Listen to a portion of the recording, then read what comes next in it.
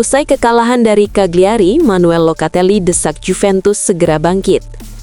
Kapten Juventus Manuel Locatelli mengakui bahwa timnya menghadapi situasi sulit setelah kebobolan gol saat menghadapi Cagliari yang berujung pada kekalahan tipis 0-1.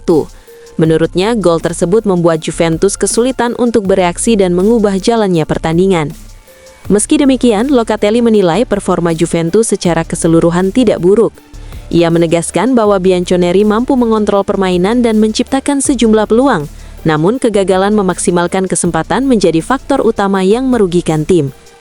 Dari sisi permainan, kami tampil dengan baik, namun jelas ketika Anda tidak mencetak gol, semuanya menjadi jauh lebih sulit, ujar Locatelli, dikutip dari laman resmi klub. Gelandang timnas Italia itu juga menyoroti rapatnya pertahanan Cagliari yang membuat Juventus kesulitan menembus lini belakang lawan. Oleh karena itu, ia meminta rekan-rekannya untuk segera melakukan evaluasi dan mengalihkan fokus ke pertandingan berikutnya, terutama di ajang Liga Champions. Kami harus bisa bermain lebih baik lagi. Mereka bertahan dengan banyak pemain di belakang bola. Sekarang kami perlu memulihkan energi, menganalisis kesalahan yang kami buat, dan segera fokus ke Liga Champions, tambahnya. Locatelli kembali menegaskan bahwa Juventus sebenarnya tampil dominan, namun situasi menjadi semakin rumit setelah kebobolan. Ia menilai respons tim kurang maksimal, terutama pada menit-menit krusial. Kami bermain bagus, tetapi jika tidak mencetak gol, semuanya akan sulit. Apalagi ketika kebobolan seperti itu, reaksinya menjadi semakin berat, ujar Locatelli kepada Sky Sport Italia. Sang kapten pun menekankan pentingnya determinasi dan mentalitas yang lebih kuat, khususnya di fase akhir pertandingan. Dengan jadwal padat yang menanti, ia berharap Juventus mampu segera mengisi ulang energi dan kembali tampil kompetitif. Kami membutuhkan tekad yang lebih besar di menit-menit terakhir. Masih ada pertandingan dalam beberapa hari ke depan, jadi kami harus memulihkan tenaga dan kembali ke lapangan dengan semangat baru, tutupnya.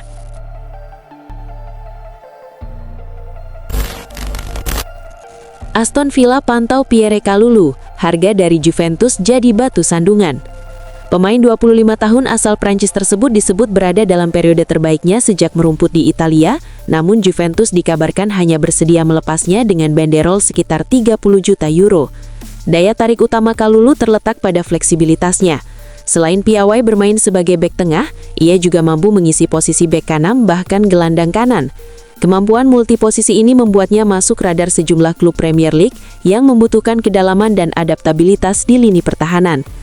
Menurut laporan Calcio Mercato, Aston Villa bukan satu-satunya peminat.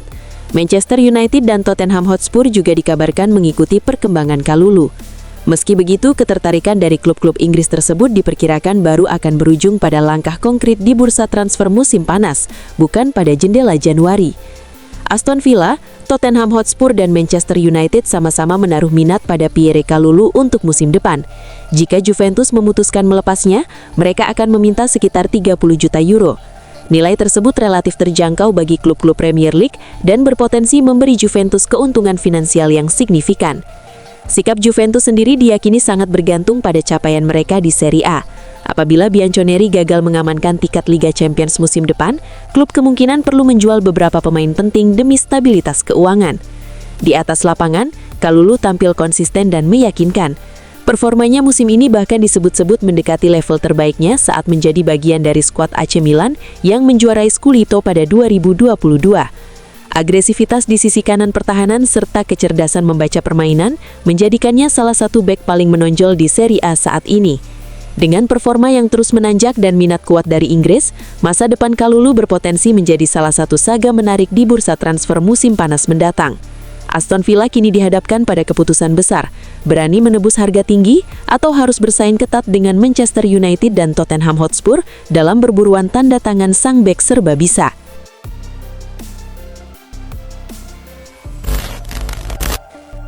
Juventus teruskan pembicaraan dengan Crystal Palace untuk Gianfilippe Mateta. Juventus masih menunjukkan keseriusan mereka dalam upaya merekrut Gianfilippe Mateta dari Crystal Palace.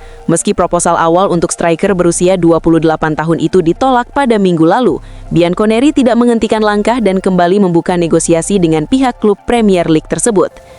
Laporan dari Italia termasuk Tuttosport menyebutkan bahwa Juventus tetap optimis kesepakatan bisa tercapai. Sejumlah media Italia seperti Tuttosport dan La Gazzetta dello Sport mengungkapkan bahwa Crystal Palace mematok harga sekitar 35 juta euro untuk Mateta. Namun laporan dari Inggris menyebutkan bandrol yang diminta Palace berpotensi lebih tinggi. Tuttosport juga menambahkan bahwa sang pemain telah memberikan persetujuan awal untuk pindah ke Allianz Stadium pada bursa transfer Januari ini. Meski demikian, Juventus masih perlu merampungkan pembicaraan dengan agen Mateta sekaligus mencapai titik temu dengan manajemen Palace. Juventus bukan satu-satunya klub yang tertarik. Napoli juga dikabarkan memantau situasi penyerang asal Prancis tersebut. Akan tetapi, Partenopei disebut harus terlebih dahulu melepas salah satu pemain depan mereka, Lorenzo Luca atau Noah Lang, sebelum bisa mengajukan tawaran konkret. Sebagai alternatif, nama Youssef En-Nesyri dari Fenerbahce turut masuk dalam daftar incaran Juventus dan Napoli. Klub asal Turki itu dikabarkan terbuka untuk membahas skema peminjaman dengan opsi pembelian di akhir musim. En-Nesyri sendiri tengah berada dalam performa apik, termasuk saat mencetak gol keempat Fenerbahce dalam laga melawan Feyenoord pada babak kualifikasi ketiga Liga Champions UEFA 12 Agustus 2025 lalu di Istanbul. Dengan kebutuhan mendesak akan penyerang yang siap pakai, Juventus kini dihadapkan pada pilihan krusial, melanjutkan negosiasi rumit demi Mateta atau beralih ke opsi lain yang dinilai lebih realistis secara finansial dan teknis. Bursa transfer Januari pun berpotensi menjadi periode penentu bagi lini serang Bianconeri.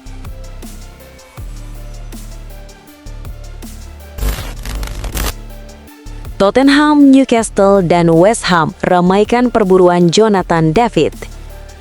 Mengacu pada laporan Sports Boom, ketiganya sama-sama membutuhkan tambahan kekuatan di lini depan dan menilai penyerang Juventus itu sebagai kandidat yang tepat.